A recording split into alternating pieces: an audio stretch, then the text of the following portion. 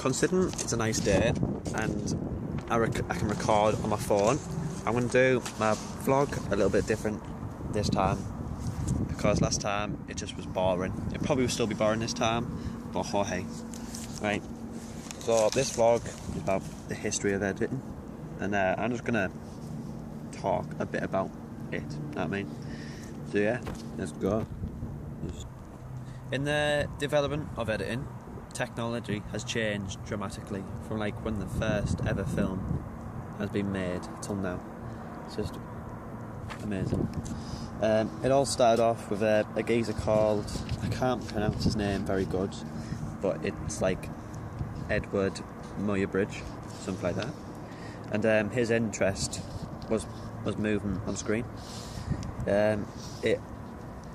In order to work how both animals and he worked that out.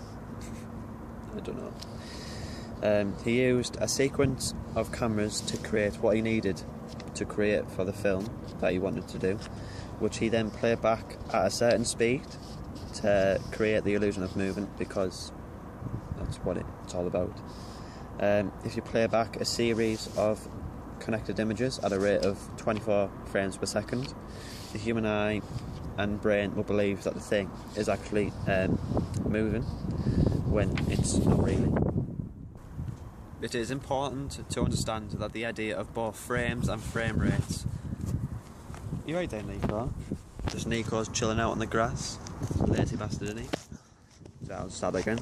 It is important to understand that the idea of both frames and frame rates, as we still use the idea of frame rates to adjust the speed of images in production and post-production.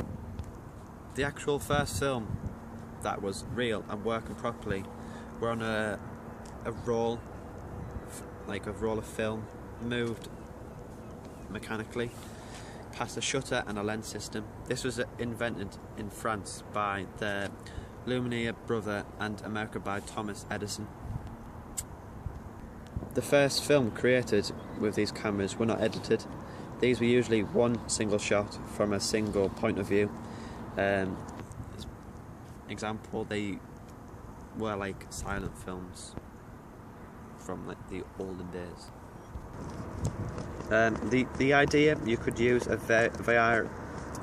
I don't know. I can't say that properly. Variety, yeah.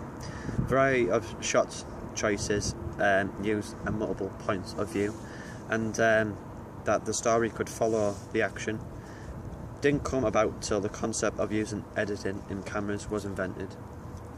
Does that make sense? It doesn't make sense, but okay, whatever, no problem.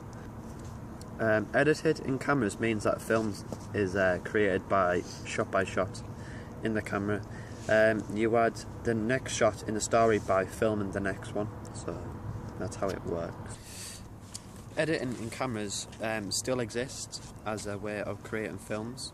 For example, of this can be found on the Straight 8 Film Festival, a competition where filmmakers from all over make and edit it in camera movie on a single 8mm film cartridge. An early historical example of this in the camera would be in the 1900s, the really early 1900s, from a history of American firefighter. Top fact. As you can see, editing in cameras allow filmmakers to do much more than just show the world from point of view. Editing in the camera was never going to be good enough. Yeah. As you have experienced yourself, it is very difficult to assemble and finish a film in camera. Judging where each shot should start and where the shot should finish, it is just too hard to get a good, perfectly right each time. Therefore, the early filmmakers needed a way to trim shots and to alter the order of the shorter film, called clips. Yeah. In the early days of movie production, the idea of cutting film and taping it back together to edit was developed.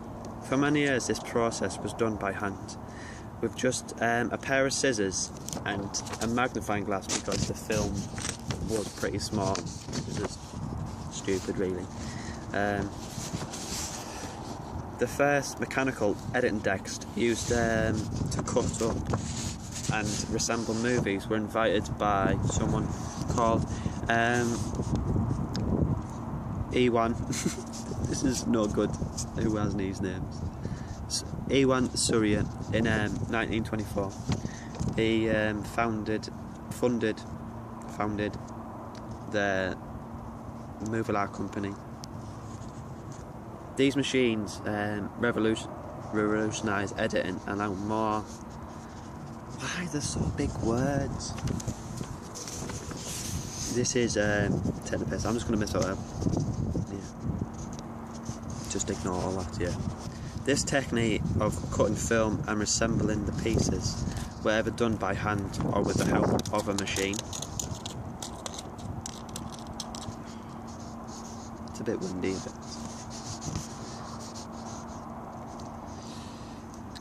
Whether it was done by hand or with help of a machine, it's called linear editing.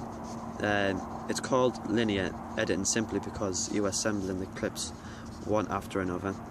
The process is purely mechanical.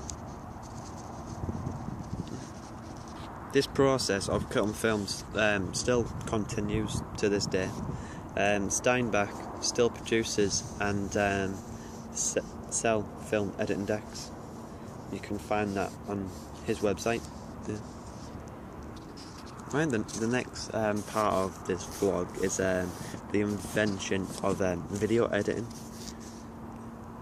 The idea of recording to something other than film type was invented in 1951 by an Ampex research team. The first video edit machines came to existence a few years later in 1956. The original video editing systems were also linear editing systems. However, instead of physical cutting the video with the scissors and the tape, the data was copied from one tape to another via a control desk, which would control the in and out points, start and finish, as we call them, of the clip you wanted to copy across. At this point, both the images quality and the editing techniques were very primitive. They were used primarily for TV usage. Neither the picture quality or was suitable for cinema use. Well, that's me blagging Ed on history of editing. So the next part of it, I'm going to go for a tutorial on how to do a quick edit on modern day technology, from how I've explained that it was used by scissors and over a bin, stuff like that. You can just simply do it on a computer these days. So yeah, I'm just gonna show you that. I don't think I'll be talking through it because, yeah, but I'll just do a quick tutorial on it. Cheers for watching.